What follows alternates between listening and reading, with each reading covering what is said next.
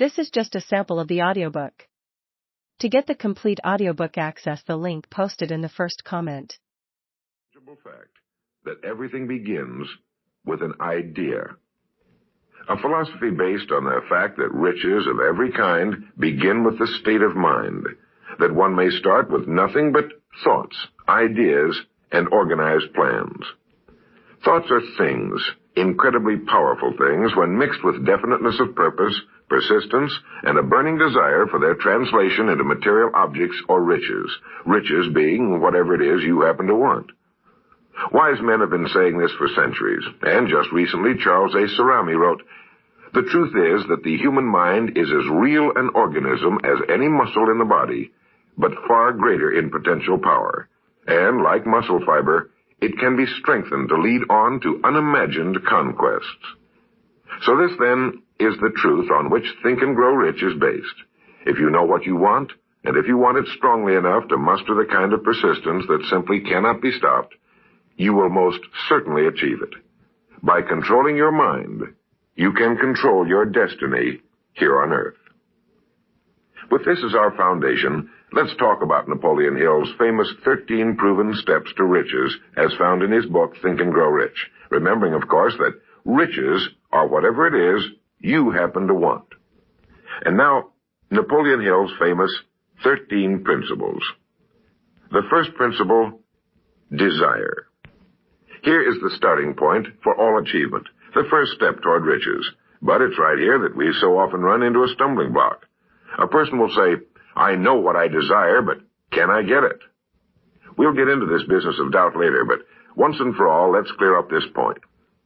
This point of whether or not you can accomplish that which you desire with all your heart. I think it was best expressed by Emerson, who wrote, "There is nothing capricious in nature, and the implanting of a desire indicates that its gratification is in the constitution of the creature that feels it." In other words, you would not have the desire unless you were capable of its achievement. Each of us has a built-in governor, and our desires are modified by our abilities and leanings. Whatever it is that you desire with all your heart, understand once and for all that it can and should be yours. In Think and Grow Rich, Napoleon Hill cites example after example of why your burning desire is nothing more than an accurate picture of what you will one day become. So right here, firmly establish in your mind that which you desire more than anything else. For, as Helvetius put it, by annihilating the desires, you annihilate the mind. Every man without passions has within him no principle of action, nor motive to act. A good way to determine whether or not you really have a burning desire is to examine the way you go after it. If you go after that which you think you desire tentatively, timidly, in an attempt to play it safe, you don't have a burning desire at all. You can't get to second base if you keep one foot on first. But if you're willing to burn your bridges behind you and say once and for all, "This is it, this is what I will do, and I will never retreat, I'll never go back," then you have the sort of desire that can only end in success. It takes that kind of resolve to be able to keep picking yourself up after the falls you're bound to take.